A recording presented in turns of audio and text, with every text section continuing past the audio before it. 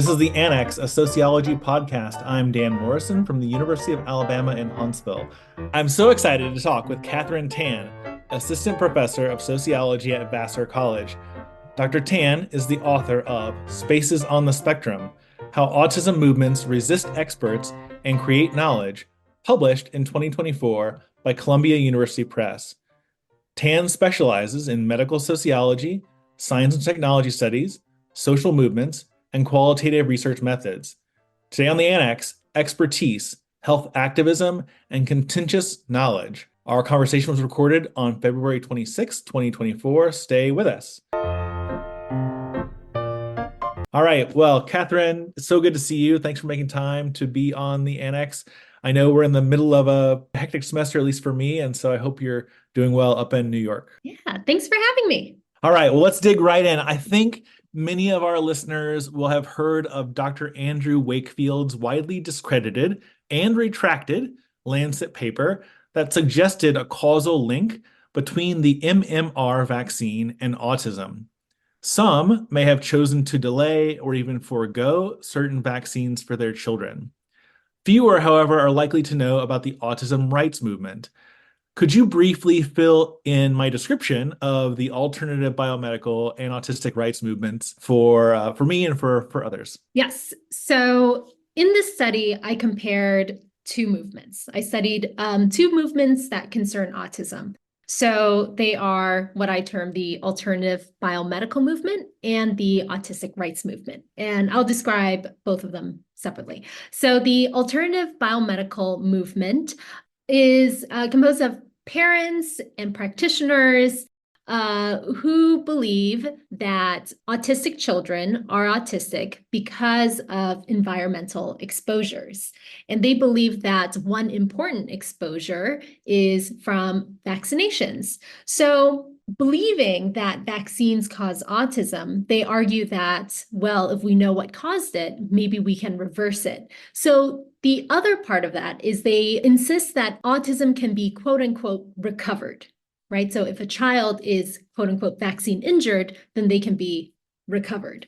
So parents and practitioners use alternative and experimental treatments, hoping that this will bring children closer to neurotypicality so that they may appear more normal. So that's what they believe. And a lot of their work, I know often people talk about like anti-vax parents, but what I show in this book is that it doesn't just start and end with opting out of vaccinations.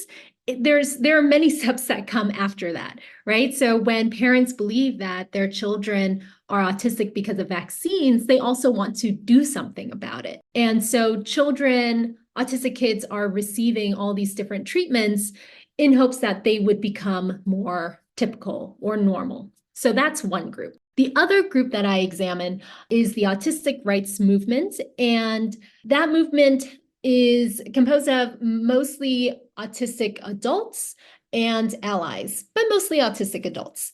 And they argue that autism is a human difference that should be valued and celebrated, not a disorder that should be medicalized or, cured. So they have, their demands are more policy oriented, and they focus on inclusion, offering more accommodations so that autistic people can live meaningful lives, so that they can have the jobs that they were educated for, because many of my participants were extremely educated but couldn't get jobs in their fields. They advocate for safer housing, for improved transportation, and also just cultural shifts so that people can enjoy public spaces comfortably. So even things like adjusting the lighting in restaurants, and one argument from a participant is, everybody, dim lighting is what you get in like fancier restaurants. Like people want that. So why can't there be more, places with dim lighting? Why does fluorescent lights have to exist at all? So they are demanding, expanded civil rights, improved access, and justice for disabled people, not limited to autistic people. I really hear in this concepts from the disability studies community, just in terms of like a an impairment model versus a disability model. So an impairment might be something, a challenge that a person has versus a disability, is the result of structural arrangements, social arrangements that don't necessarily have to change a person's ability to move about the world or to engage in the world and so forth. So the autistic rights folks are certainly drawing on that line of thinking in their work and as you represent them in the book. Yeah, absolutely. Bringing me back to the days when I TA'd a disability and society class. So that's good. Well, this space is so interesting to me because there is so much public kind of awareness and discussion about it. Wakefield obviously is really controversial, is probably too soft a word to use when it comes to Mhm. his impact on this field.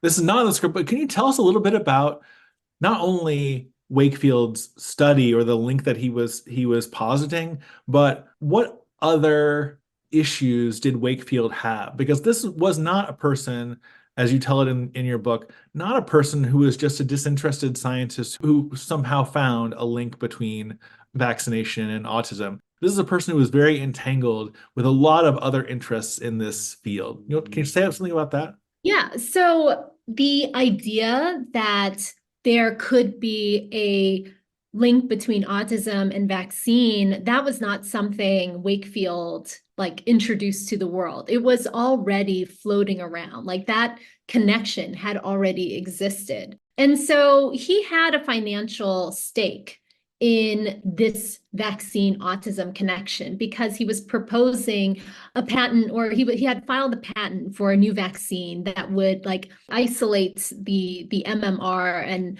it, and there's also, they also found like he committed quite a bit of like fraud in conducting his research.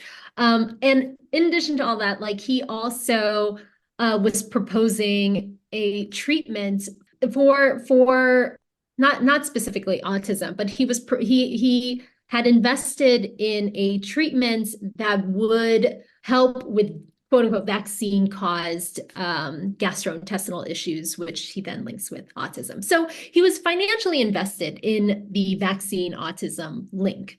And after his paper in the Lancet was retracted, and after like so much money was put into studying the relationship between vaccine and the relationship between the MMR and autism and also vaccine safety, researchers found like there's no relationship between vaccines and autism or preservatives in vaccines and autism. There's no relationship between the two.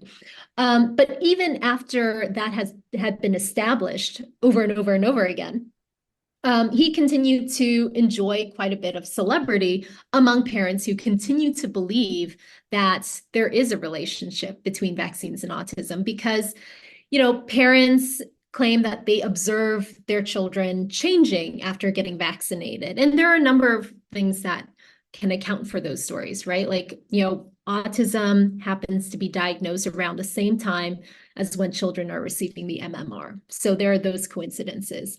So, but people, what they experience and observe, these are powerful things that are really hard to convince people otherwise.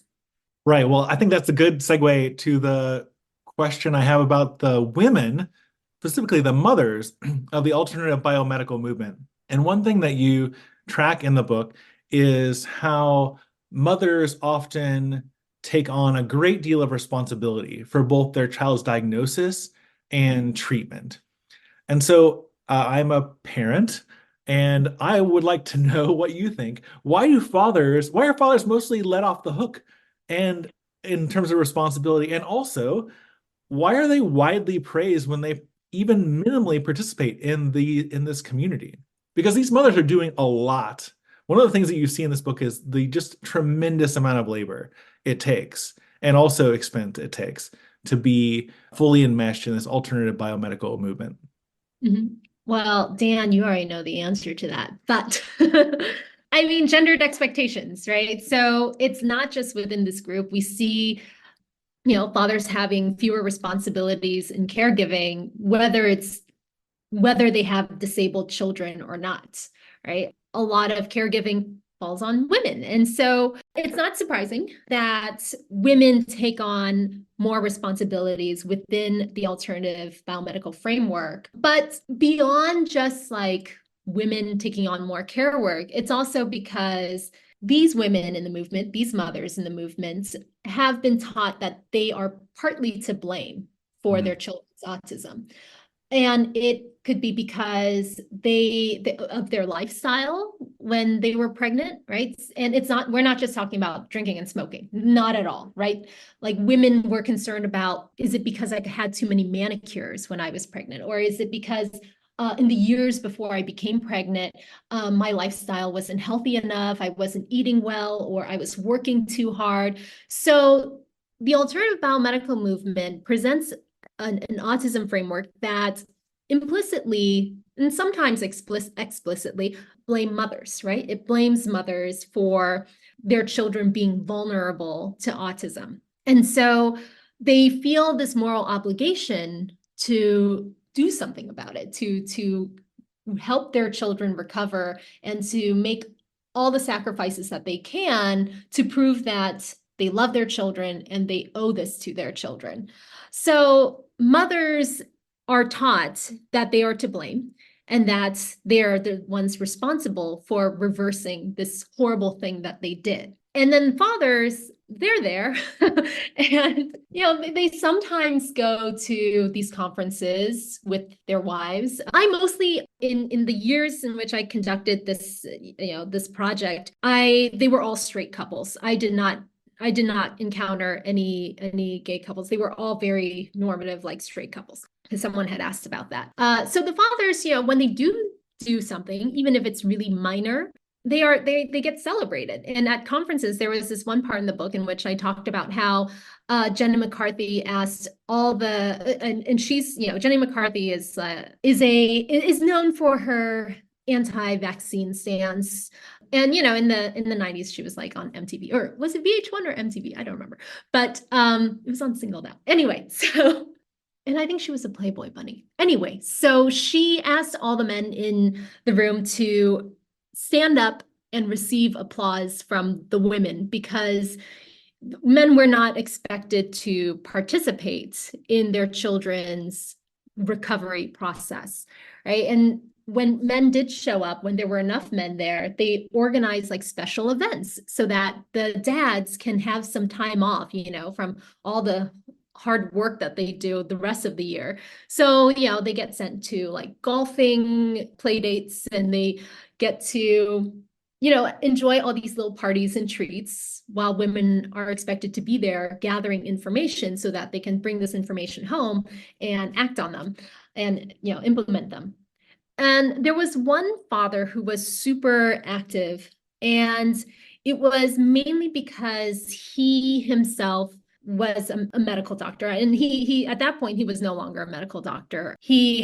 I'm not sure why he never disclosed why he stopped being a doctor, but he wasn't one anymore. And because he felt like he knew more about medicine and health than his wife, he took the initiative and went to the conference and was really active. But aside from him, most of the other participants were mothers. Playdates for dads at autism Yeah. conferences. Love it. It really does come through just how much work often these mothers are doing, and then the equation of this work with love. And obviously, like, in our society, other societies too, the idea that mothers are supposed to have this boundless reserve and supply of energy and love and care for their children, regardless of really anything about those children, what they do, or the kind of attributes that they have. This can be exploited, right? In terms of various providers or doctors, other kinds of people who are actually selling products that say, use this and show how much you care for your child. Or maybe the messages aren't quite that direct, but basically it's like, if you want the utmost recovery for your child, like, this is the kind of thing that you'll go. This is the link you'll go. These are the links you'll go to get that recovery.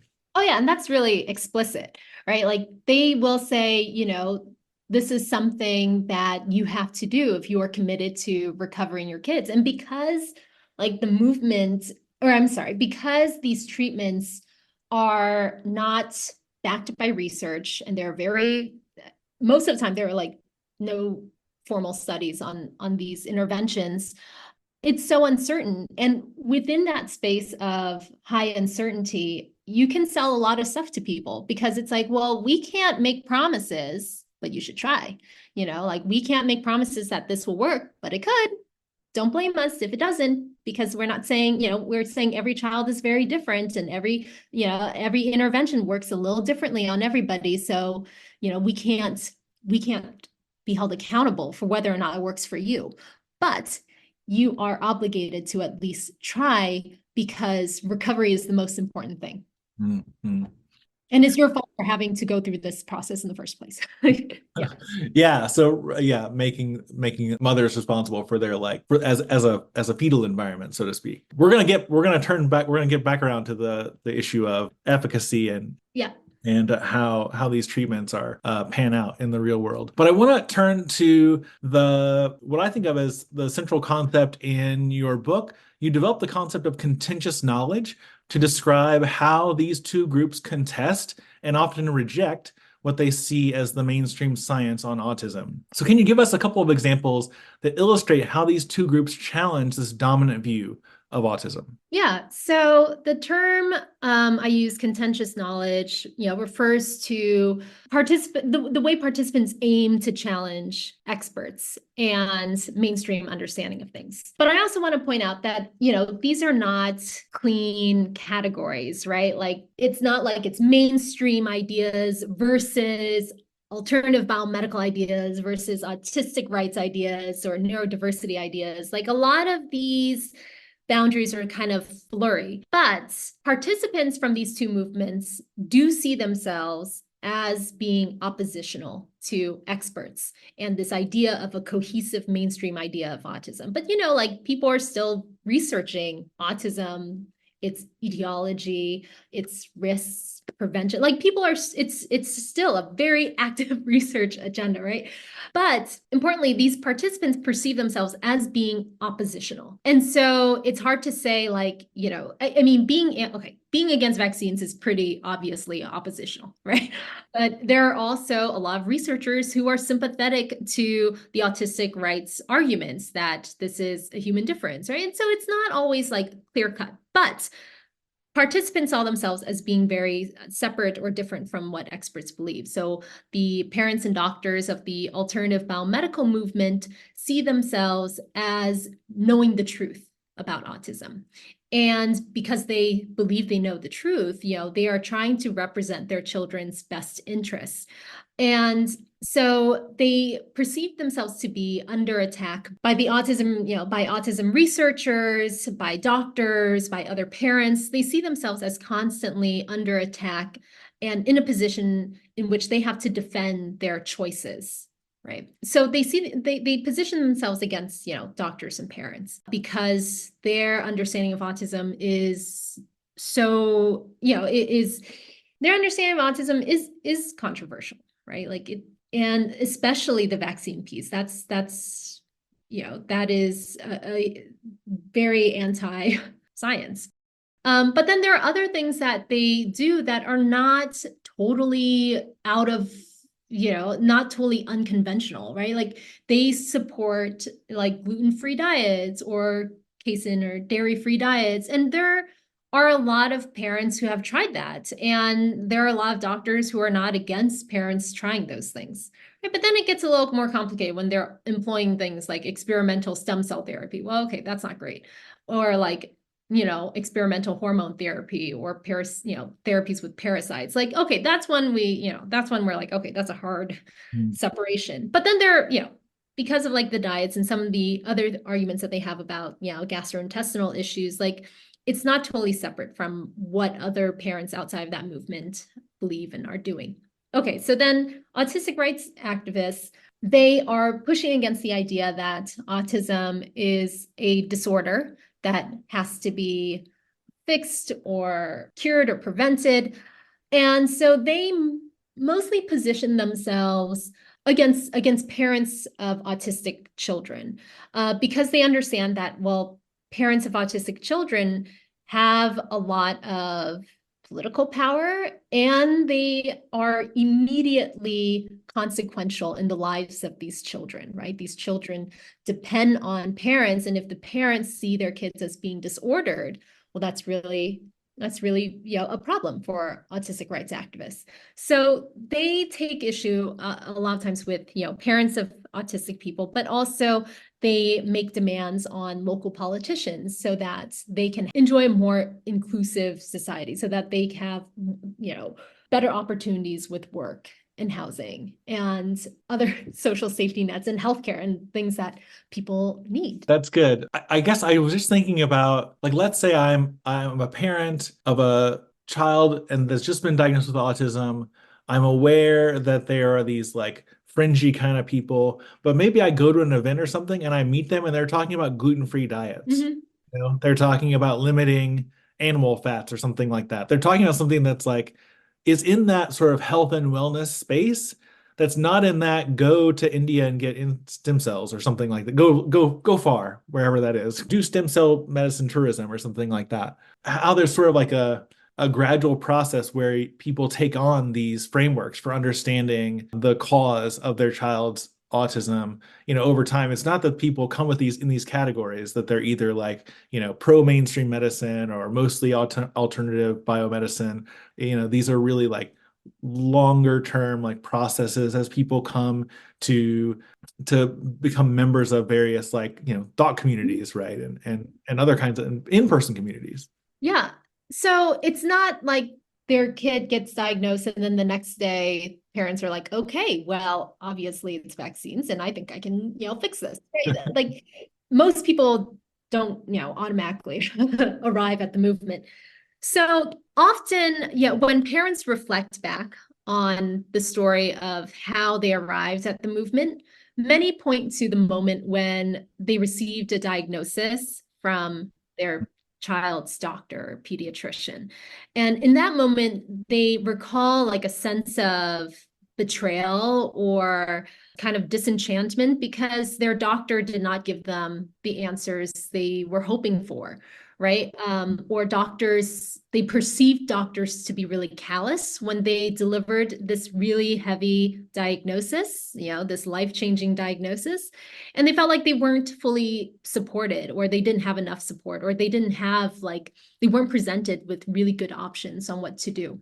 So that was their memory of what happened.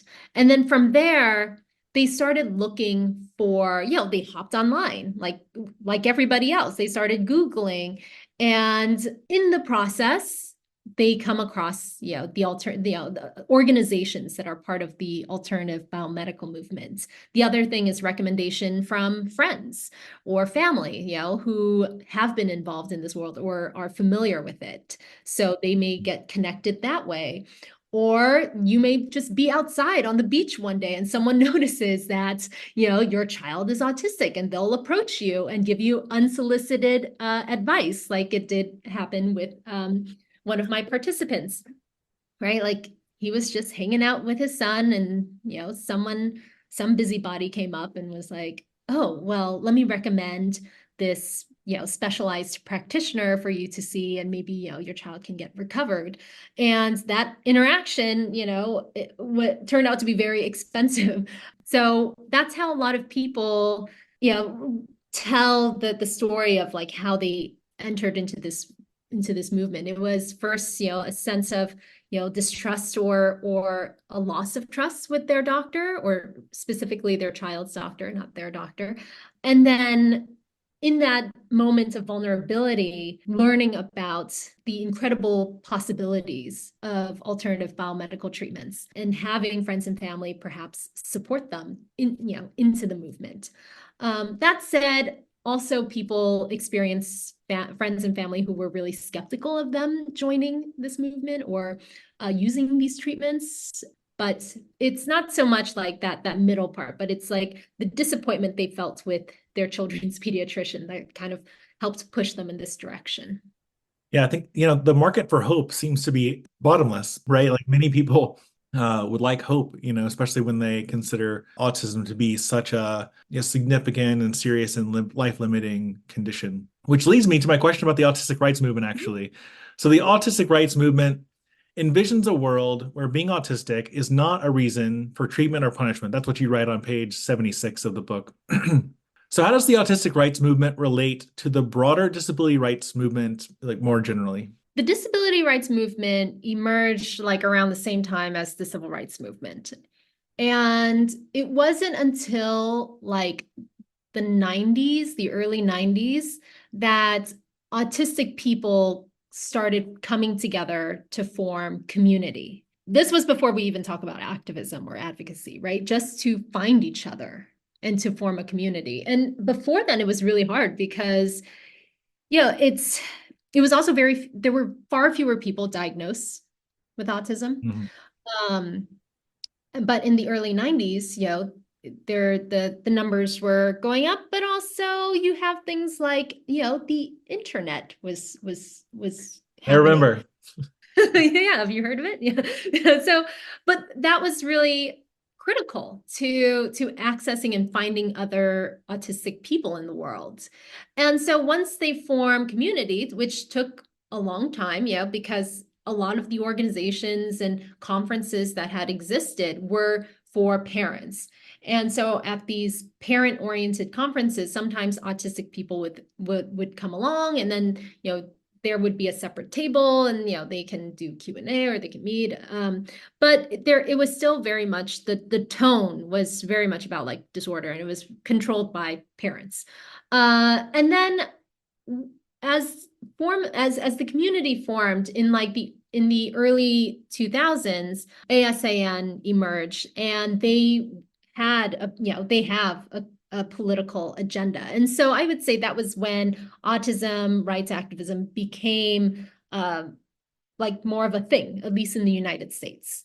Yeah, but it needed a lot of stuff to happen. Like it needed to form community first, and it needed the internet to exist, and also the expansion of the autism diagnosis, right? So it used to be reserved for what we would consider very quote unquote severe cases.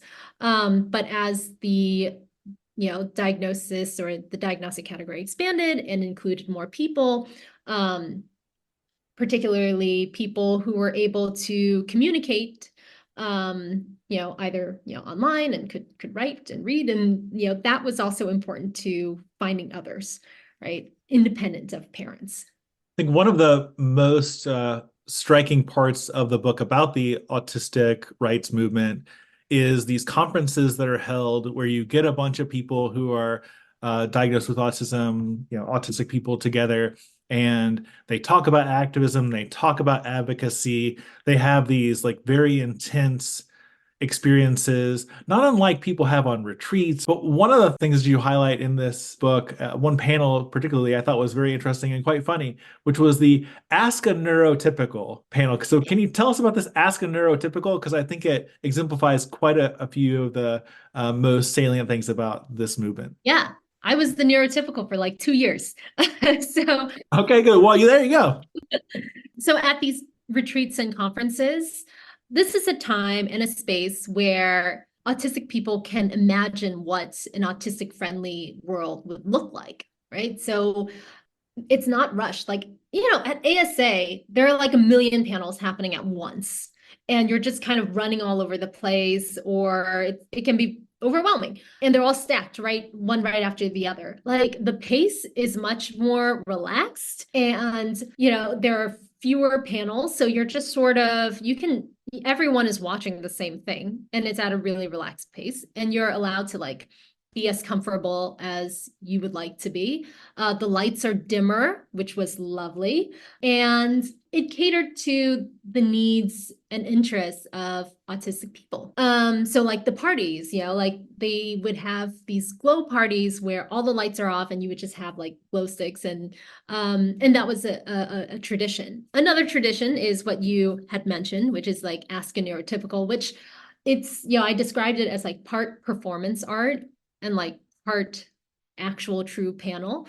But the Ask a Neurotypical event is a commentary on how parent-led conferences used to treat autistic people. Like at parent-oriented conferences, they would have like autistic people on stage, and parents would ask them questions about what it's like being autistic so that they can gain a better sense of their child or their children's world and experiences. So now it's the reversal where they're putting on stage the neurotypical person and sort of pathologizing neurotypicality as neurotypical people have done with autism.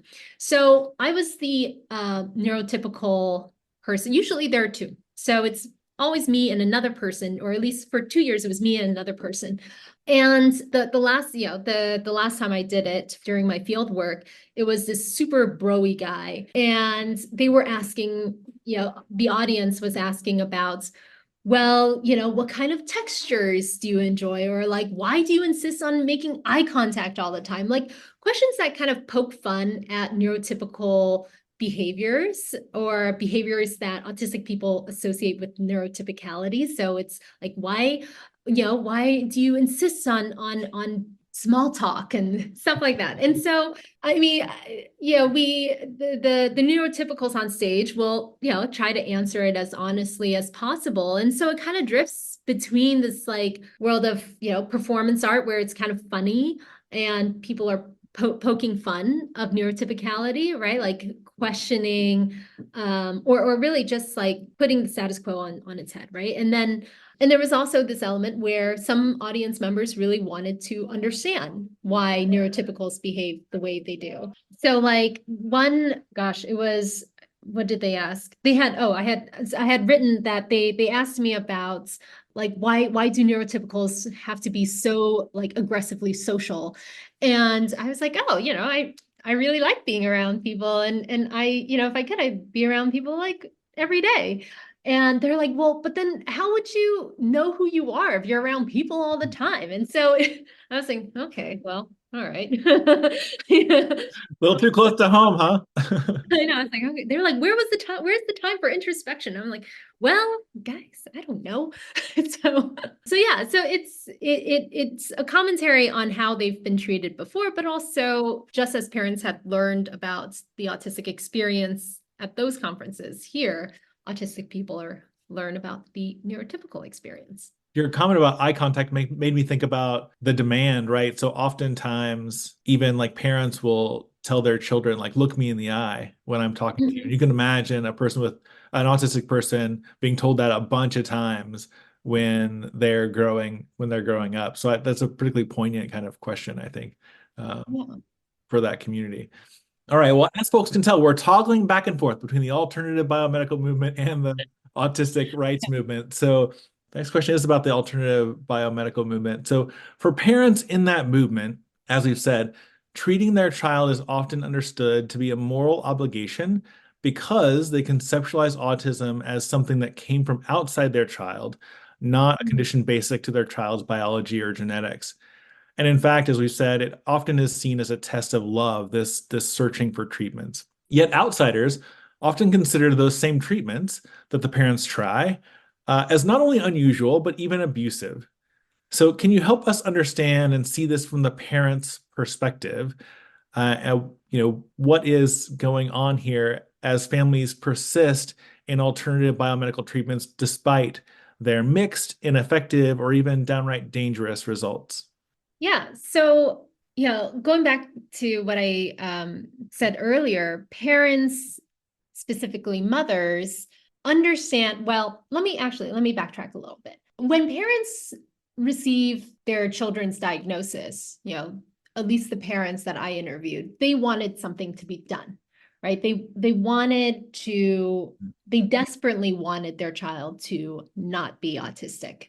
And they want their child to be comfortable because they associated a lot of like physiological issues with autism. So they wanted their children to be comfortable and to be like healthy and also to be more neurotypical. I mean, that's a huge part of it. And the alternative biomedical framework promises the chance of recovering their children.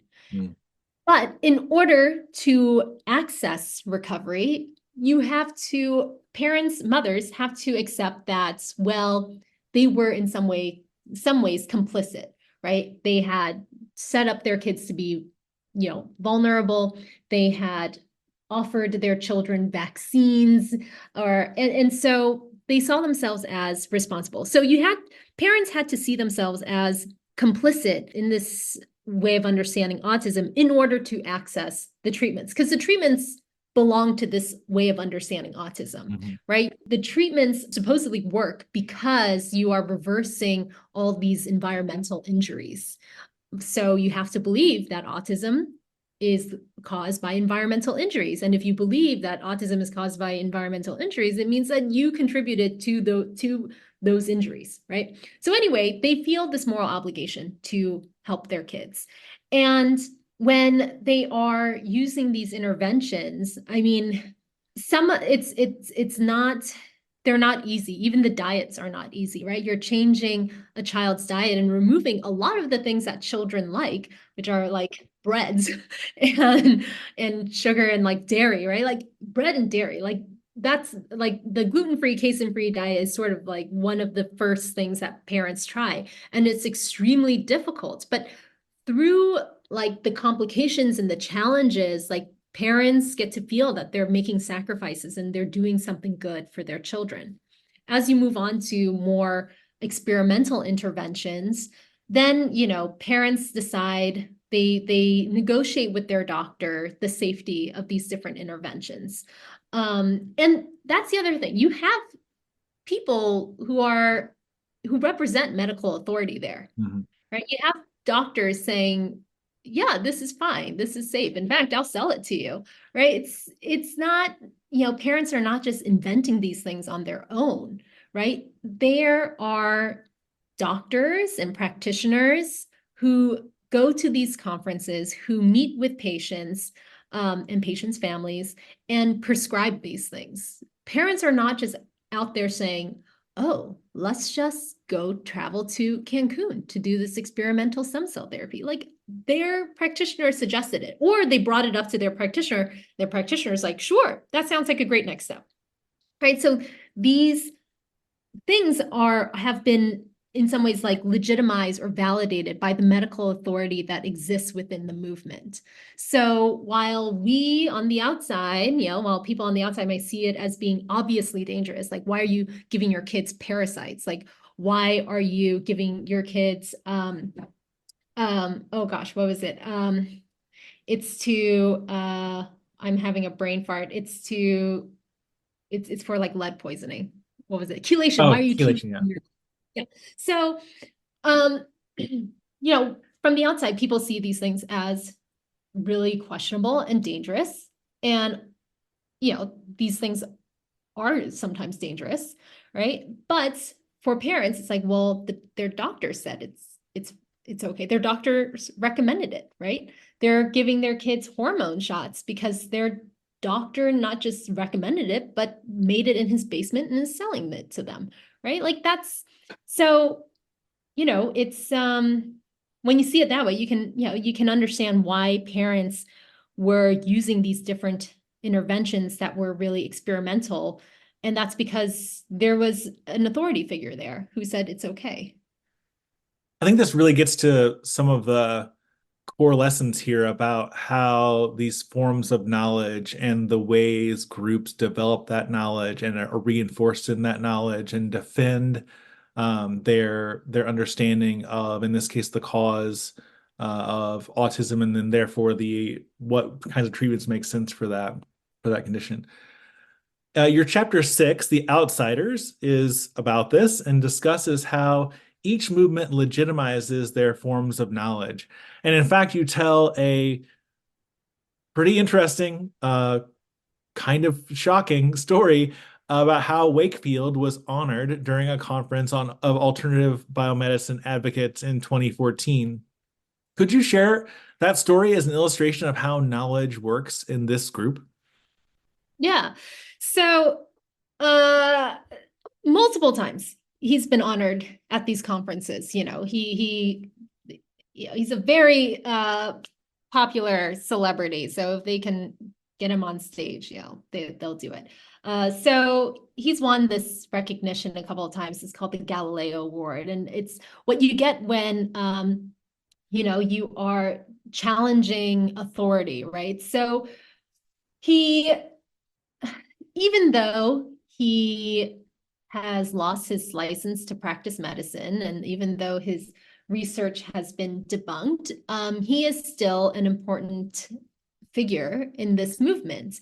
And what I argue and what I show in chapter 6, The Outsiders, is that these movements are important spaces for constructing and reifying ideas that may lack legitimacy outside of the movement, right? And so within the movement, parents are able to access not just the ideas, but also like the social support to hold on to these ideas, even when their friends and family may be questioning their choices.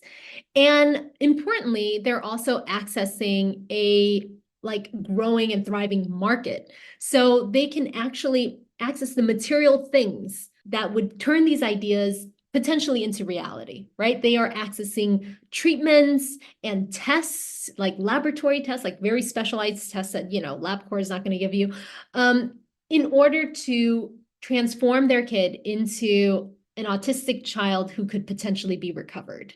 Mm. And so, Andrew Wakefield is part of this reification of autism as a disorder, or I'm sorry, autism as a recoverable disorder, right? He's there to say, yeah, people hate me, but that's more reason for you to believe me, because what we're doing is radical and what we're doing is not supported by experts, but it works. And so parents and doctors feel a really strong sense of connection to each other because they see themselves as the underdogs, as people who are being attacked and accused of horrible things, when what they want to do is recover their kids so that their kids can be as neurotypical and as healthy as possible. So how could people be against that, right? So within this social movement, like, it offers a space for them to not just find, validation, but also to come up with new ideas and then to implement those ideas in a tangible way. Hmm. Hmm. Yeah, and who would be opposed to a parent loving their child so much that they would try a series of interventions? Right, and go into crazy debt for it. Yeah. We haven't mentioned the magic buffalo, and I feel like we need to mention the magic buffalo. Speaking of unusual interventions for autism recovery. Yeah. So, I mean, parents are encouraged to try whatever they can. And sometimes they try things that are just many steps away from the alternative biomedical framework, right? Because they're desperate to help their kids. And in one case, uh, this mother had heard about a quote unquote Native American man in Calabasas, which is a very wealthy neighborhood in Southern California. And she said, has this buffalo. And one time, an autistic girl and her family came to visit him, and this autistic girl got to hang out with the buffalo and feed it, and she had a great time. And although she was nonverbal, when her parents, told her it was time to go home, suddenly she verbally articulated the desire to continue hanging out with the buffalo. And so, this mother I interviewed saw that as like, wow, okay, so this buffalo, they say can potentially help children speak. So she gets into like a private plane with her son, and they go out to Calabasas to see this buffalo, and they spend the day there. They had a great time, but shockingly, he did not return home knowing how to speak. So the story, I mean, what I like, well, not that I like, but what is so compelling about that story is that it illustrates how far parents are willing to go, Right. on the promise that it could potentially do something good or beneficial for their kids. So the alternative biomedical treatments, that's a major part of it. But also some parents will seek beyond it, right? They're not wedded to any particular ideology. They just want something that could potentially work. And the alternative biomedical movement tells them, oh, we have the things that could work, right? That's why it has so many people involved, right? It's hard to estimate how many, but that's why so many parents are into it. It's because it's saying, oh, well, we're going to scrape this planet to find things that could potentially help you. Mhm. Yeah. I think that's a good lead into my question about the argument you make toward the end of the book, which is that taking both of these movements seriously can help us understand the shortcomings of mainstream medical practice and more generally mainstream expert knowledge and how that knowledge and those practices are challenged by outsiders. So, what Mhm. lessons should we take from contests over knowledge in this case that could be useful in other contexts, like, let's say, climate change denial, or even debates over which aspects of history to teach in public schools? Yeah.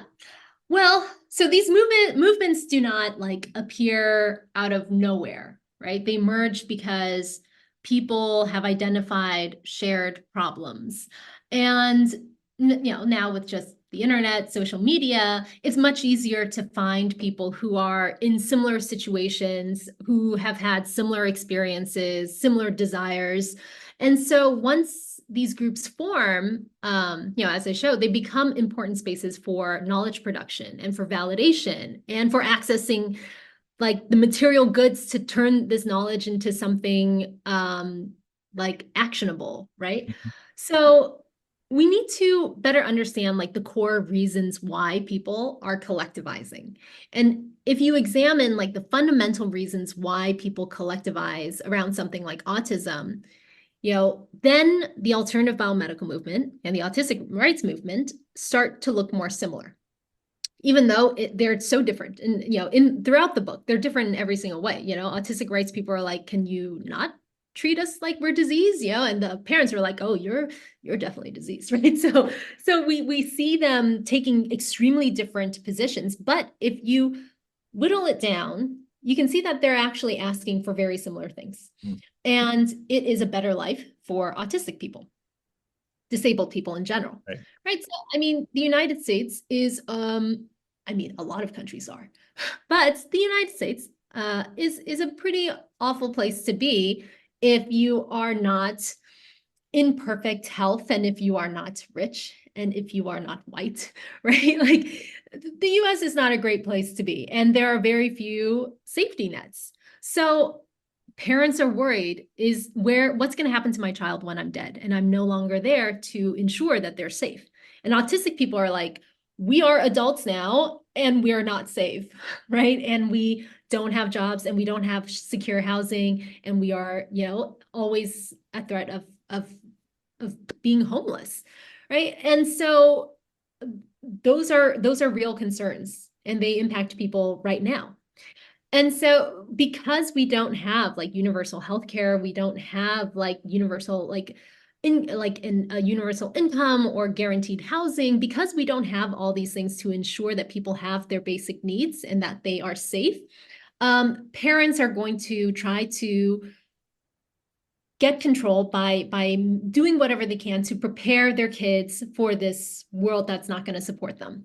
And autistic people recognize that, okay, if they could fix themselves, they would have by now, because it's their survival depends on it, but they can't, right? And so they need policies to change, right? They need things like, they need things that cannot be conjured up by an individual person.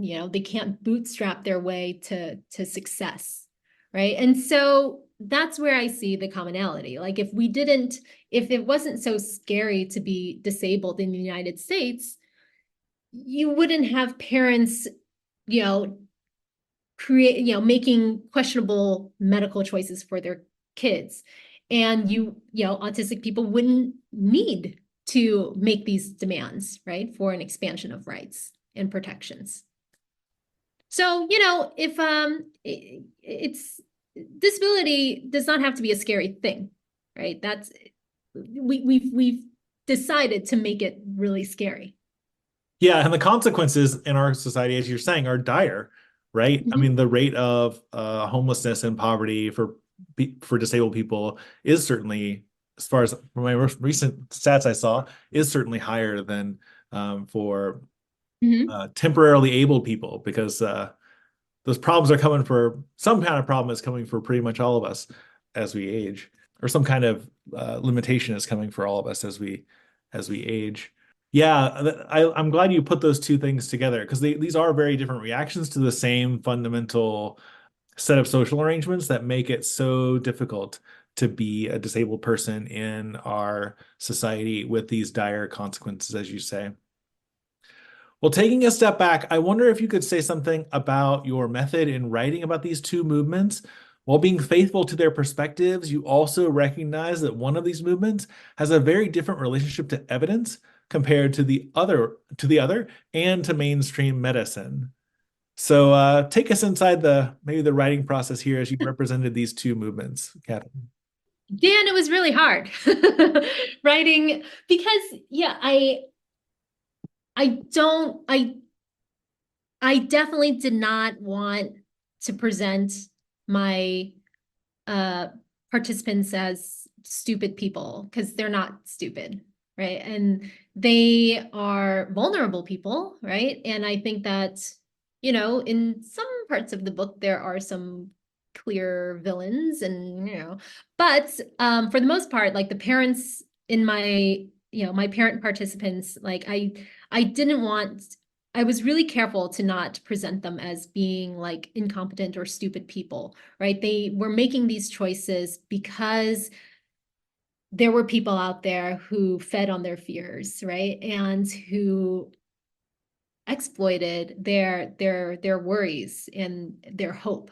Um, and so when I'm writing this, you know, I was advised to mark, whenever I mentioned a treatment or something, I was careful to indicate, whether or not there was evidence for it. Most cases there was no evidence. So I had to, offer notes and stuff. So I felt like by doing that, I could talk about these things and still indicate that there's no research on any of it without saying, oh, well, these people are going against science. I didn't want to write a story about how people are wrong, Hmm. right? I wanted to present a story that explained why people made these choices that lacks evidence. I don't know if that makes sense. Like I didn't want to come out saying, oh, well, these parents are making terrible decisions, and judging my participants because, I hung out with them for long enough to understand where they were coming from. And it's not, they didn't make these decisions lightly, and they made a lot of sacrifices to use these treatments for their kids. So I wanted to present their experiences, but at the same time, I was careful with noting how these interventions are not really known to work. Well, I think the book strikes a really great tone when approaching these parents that you're talking about, and you're saying that these people aren't stupid, and in fact many of them are highly accomplished. We're talking about people who are certainly middle class, upper middle class. Some of them very. I mean, the person who flies in a private jet. I mean, that's not my life. So we're Really? talking about some people who are like pretty well resourced. So, it's not that everyone who's really has a lot of money is super intelligent. That's not the case. But it is the case that these are people who often have had success in other areas of their lives, or come from a line of people who've had financial and other kinds of successes. And so, when it comes to like, I have a problem, I'm going to do something about it. And, I have a role in creating that problem in terms of environment. So, and I have the resources, or I can create the resources or develop the resources to do that. I think it makes a lot of sense, in the virtue of being with these folks for the amount of time that you did, and seeing the logic. It's like, sometimes sociology is the social logic of this group or that group.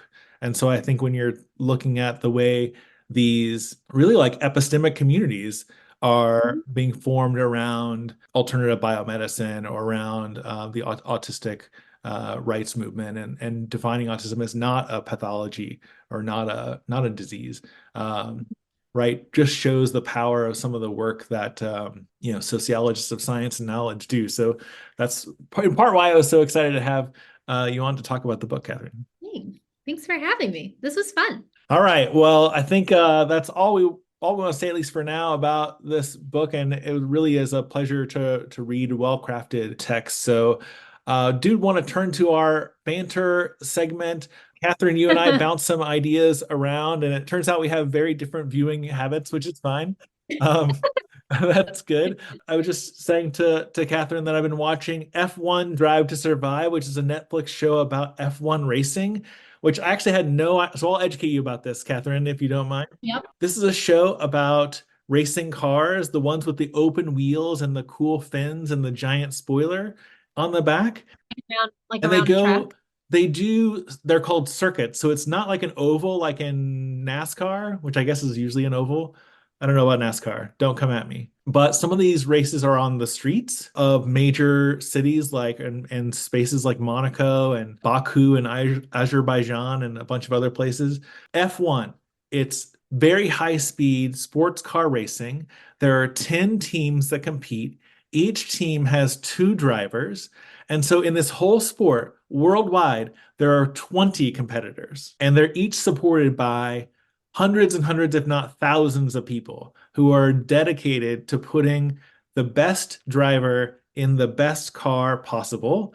And for a long time, it was basically whoever had the most money could make the best car, and then you could get a good driver and you could win. So how far would I get in this with my Subaru? You probably wouldn't get off the line, Catherine. You probably wouldn't get off the line. Because they're going like 200 miles an hour or something like that. It's super impressive. And the Yeah. the kind of fitness level you have to have in order to subject your body to the forces that these cars put you through as you're rocketing down the streets of Monaco is amazing. Anyway, the racing is fine. I like the drama. I like the backbiting and the like who's gonna be in whose car and like there's a new Canadian billionaire who's got more money than God who's gonna just spend it all that kind of stuff. That's the kind of stuff that I like to watch. And really great, it's basically all men. It's almost all men. So grown men who are doing things that are just as dramatic and petty as you might see on Mean Girls, for example. And so that's why I love it. What have you been watching?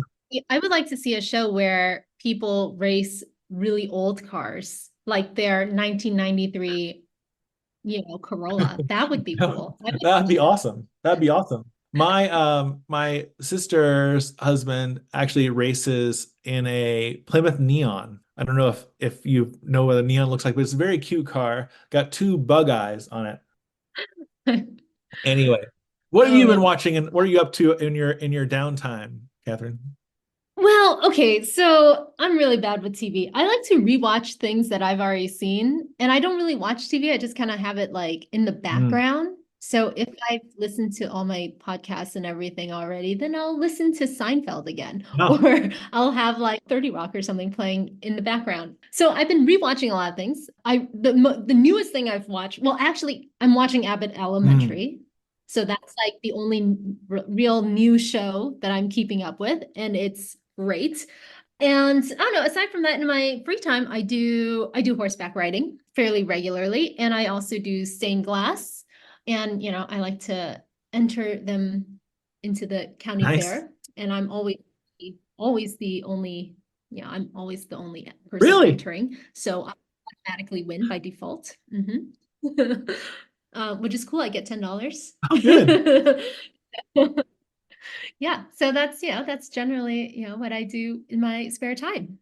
When I was a kid, I was a member of the 4-H club, and we had fairs, the 4-H fair, and so I was a member of I did a bunch of projects, and so you could enter like the brownies that you made, or of course there's cattle and things. We didn't have cattle, but you could enter the food products or the beans that you grew or corn and things like that. And so I would did photography, and we would display our photographs. And yes, there was a little bit of a prize if you won at the 4-H fair. And Well, did you win, Dan? rarely, rarely. Well, Dan, I always Yeah, win. well, you're clearly more talented. You're clearly more talented. I'm surprised there aren't more stained glass artists at county fair. Oh, I think it's beneath people. As long as you're having